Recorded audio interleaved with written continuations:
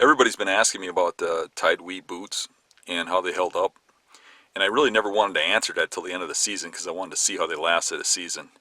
And I do have to say that the boots held up the entire season, which is not something I had happen with the previous boots that I was using. So I'm pretty happy with them, especially at that price range. You go back to the late 80s, throughout the 90s, the whole decade in the 90s, I killed big bucks every year. A lot of those years, multiple big bucks. And I did way better then, back then, than I do now. Despite there was less big bucks back then and I knew less. So what do you think contributes to that high amount of success back then for me? Drive and heart. It was the way I hunted back then. Even though I know more now, back then I went into it with passion. And when I was driving home from work, I would stop, go out of my way, go check some trails. I would scout 3 or 4 spots before I'd go hunting.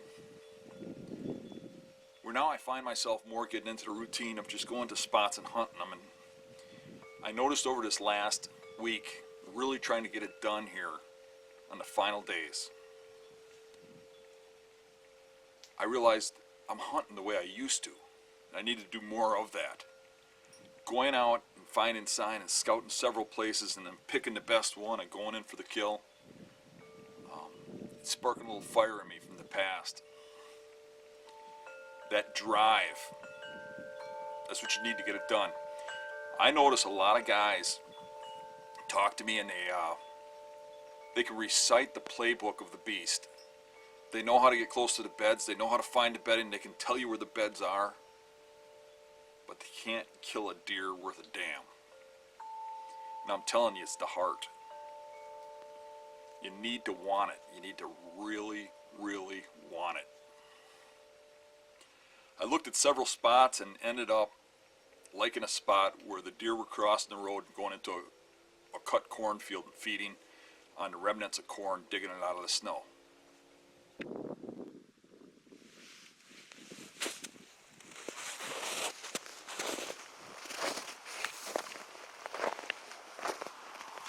Right here in the parking lot, we got deer tracks like crazy coming across the road. I don't know if you can see that, but there's some heavy trails there going across the road. And you see where those geese are out there?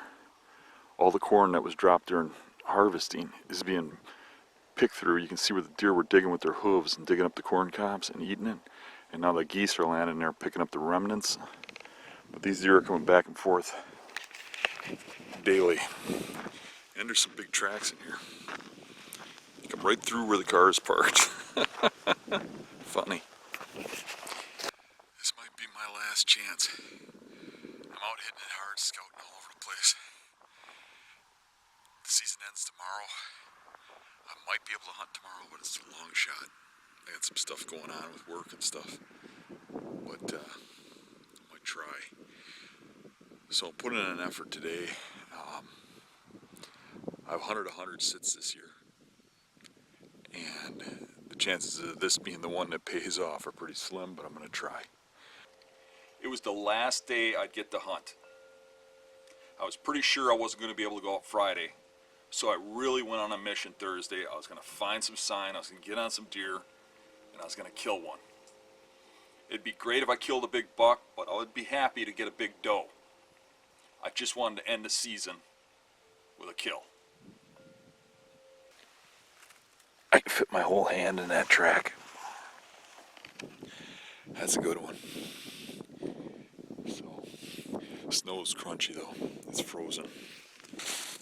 Kind of like what I thought. Yeah, look at the stride in that thing. How far apart his feet are. Dragging his hooves. It's a good buck. Bedded right down here in the swamp, I'm sure. But there's been people walking back here.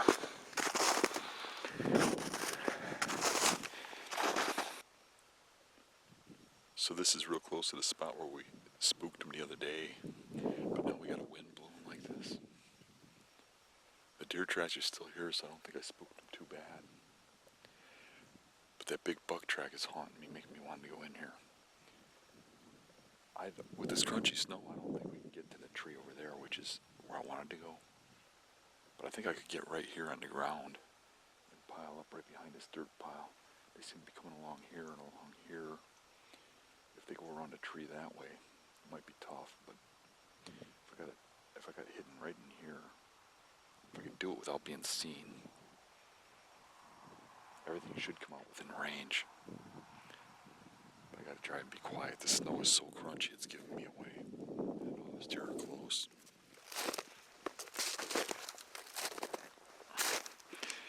Yeah, there's that big track. He's all over in here. I'm thinking I might be able to get like right here. Just have a little opening to you rise a little bit and shoot right over the top of that dirt. Might work.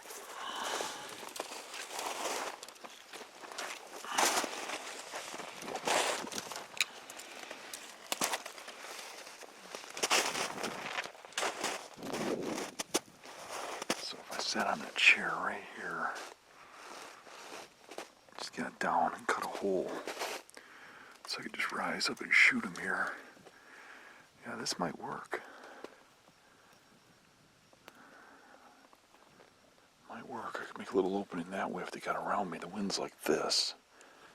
But I would imagine they're going to come out right over by those bushes and come this way. I'm leaning towards this. We might just do this. I'm going to back off a little bit. I'm going to go up the hill and I'm going to look down further and see what's going on down there. But I got to get out of the wind stream and away from the noise, so I got to back out of here.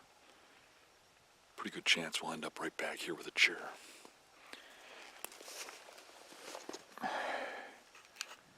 This deer should be bedded about where that pine tree is. Back in there, just into there, and come around.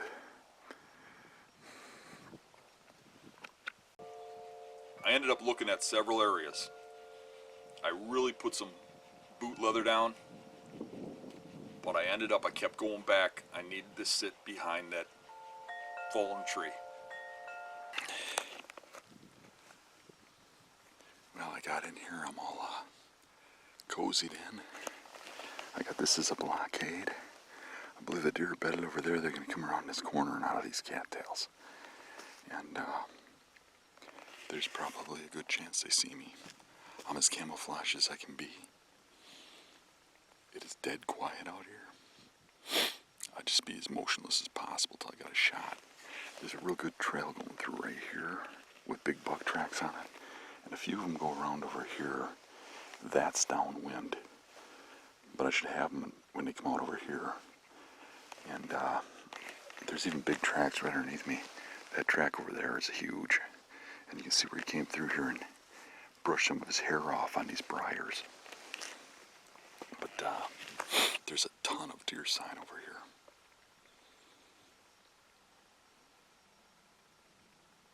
See what happens. I tried to stay up a little higher, stay out of that bowl down there, and I don't want to get that wind swirling, so I'm just going to stay up here and try to keep it going this way. But if it gusts at all, there's always that chance it's going to roll back around to them over there. But it seems pretty calm, so we should have some pretty steady, calm wind. It feels good. This might be my last stand. Tomorrow's the end of the season. I might get out tomorrow, I might not. I got a lot of stuff going on. I almost didn't get out today. The truck broke down. I took the day off of work to get out here. I'm going to have to go in tomorrow and wrap some stuff up, and hopefully at least we end it with seeing some deer, whether we shoot one or not.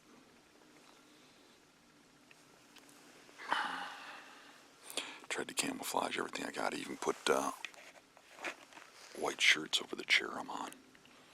Quiet it down a little bit and blend it in.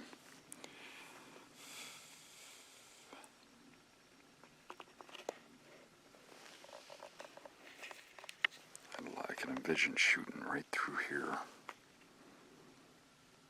As they feed on that red brush, there's signs that they're feeding all around that brush. I didn't walk over there, but you can see the tracks going in and out of them, and they're feeding on that kind of brush over here too. So, see what happens.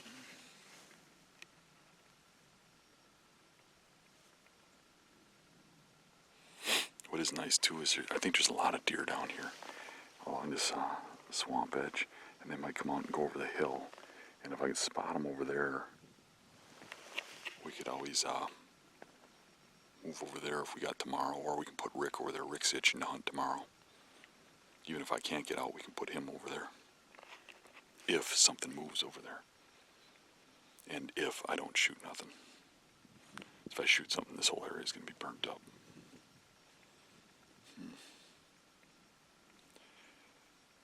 Well, it's getting late, so I better shut up and get ready.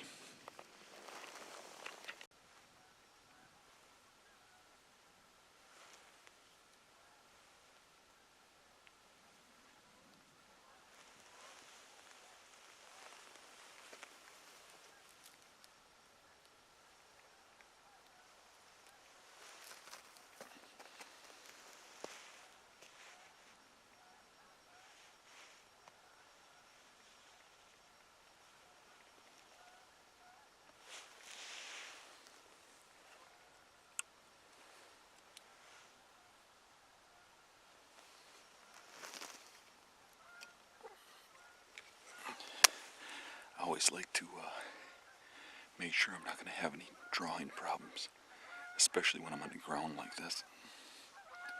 If you don't prepare for something like that and you get noise you're not expecting or something, your hunt's over when the buck hears you or whatever. So, best to make sure you can do everything before they come in.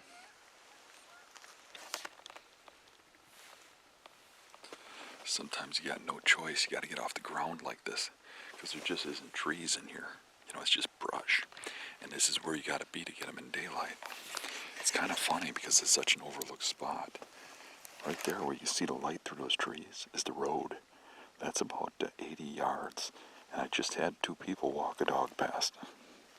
And the deer are bedded right over there, I'm sure of it, right by that pine tree. They're going to wrap around this corner here.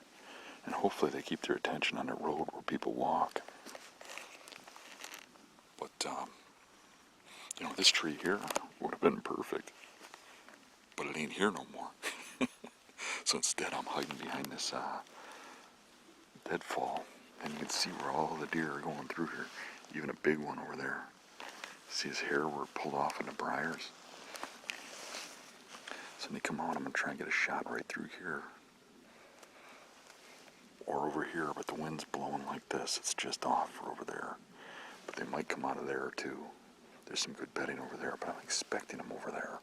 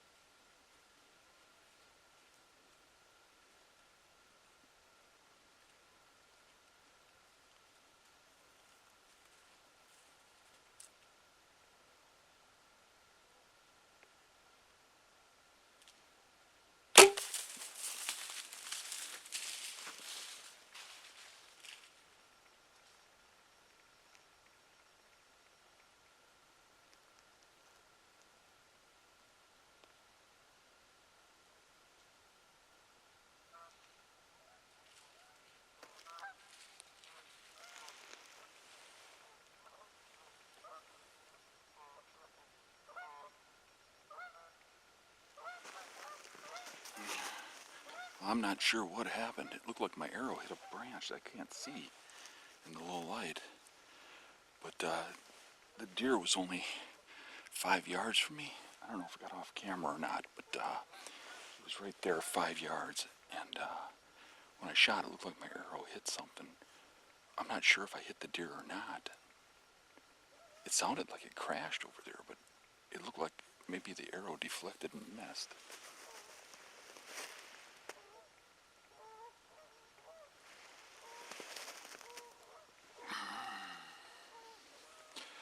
I guess we'll look and see if there's any blood or whatever. It ran to the road.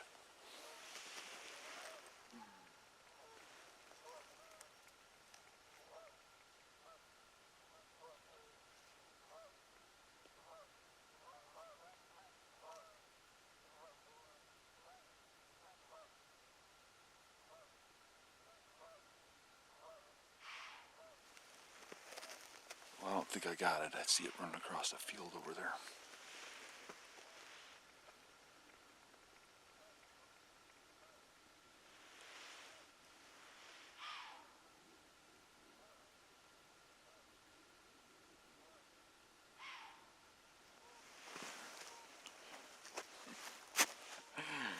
Well, at least there's an exciting wrap up to the season. But this ground hunting's tough. I had to stay drawn for a long time. When that deer was coming in, I could see in the background there's a lot more deer piling out behind it, including a couple bucks. The bucks weren't what I wanted to shoot. They were smaller racked bucks. That lead doe was coming on quick. The other deer were starting to come out behind her, but she was coming in quick. I noticed she had a limp. She was a big doe, and I knew when she got behind me she was going to spook. It was the last 15 minutes of hunting for me. I decided I was going to take her. So I had to pull back that bow when she was out about 20 yards, because if you try pulling it any closer in, she's going to bust you on the ground. That movement up close, they'll see that. So I got the bow back, got it on her, and as she's coming in, I kept it on her, right behind her shoulder, and every time she turned broadside, there was something blocking the vitals. Whether it was a patch of cattails, a bush, a branch, something was always there every time it turned sideways. Then it would look like it's going to walk into a clearing, and then it would turn towards me. And that's the nature of ground. Ground is tough. I got in there, I tried to clear enough branches to have little windows, and I had them, but every time she turned, and there wasn't a branch in my way up close, there was one out further. Pretty soon she's getting pretty darn close. And when she got to about 8 yards, 7 or 8 yards, and she's going to take the trail past me, I swivel around, I got that on her, and she gets to a point where all she has to do is take one step out, and at 7 yards I'm going to drill her, and she turns and walks towards me. When she did that, she got right up to about 5 yards, and I believe she was probably going to walk right around that stump beam, right up to me.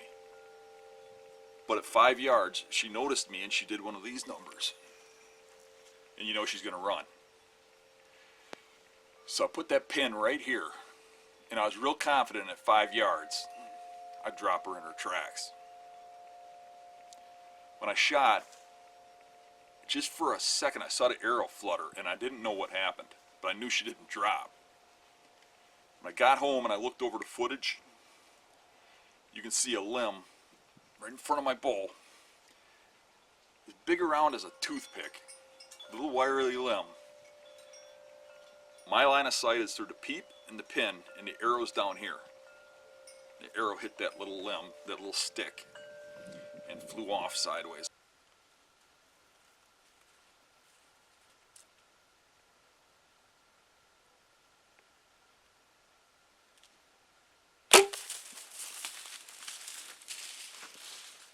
So after the shot, I went over to where the deer was standing.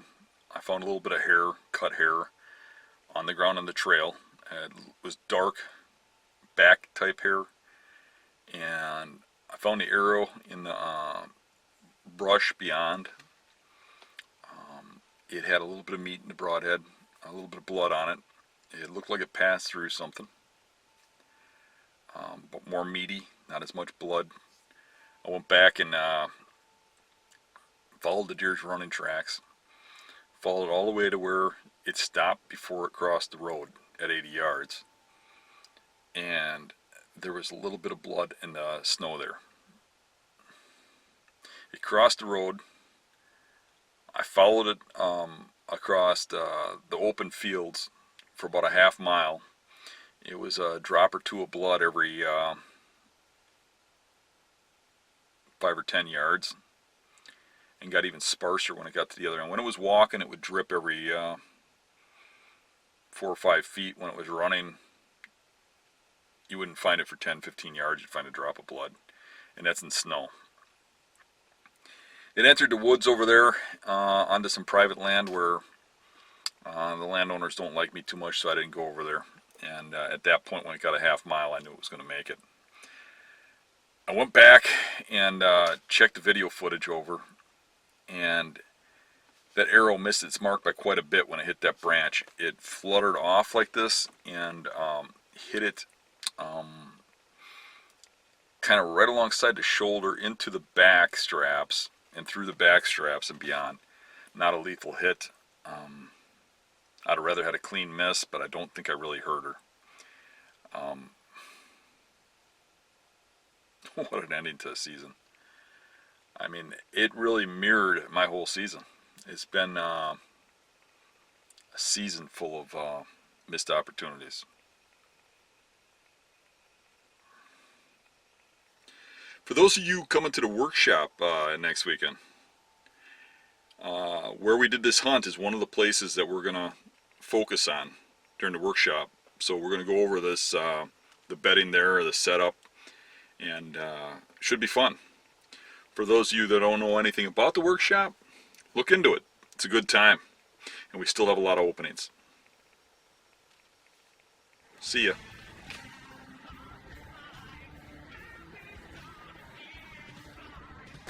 Dan and Jake are pulling in late.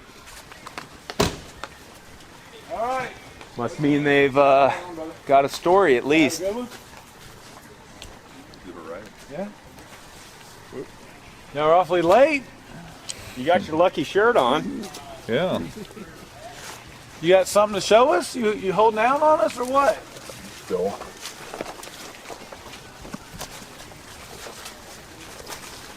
Yeah. Nice. Big old nanny goat. Good work, Dan. Yeah. Let's hear the story. You smell swamp?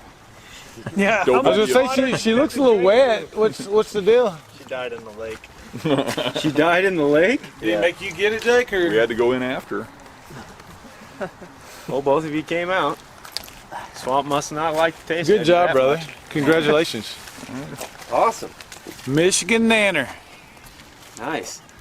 That's a big long horse face on her too. That's an older goat. It's one that was blowing at us last night.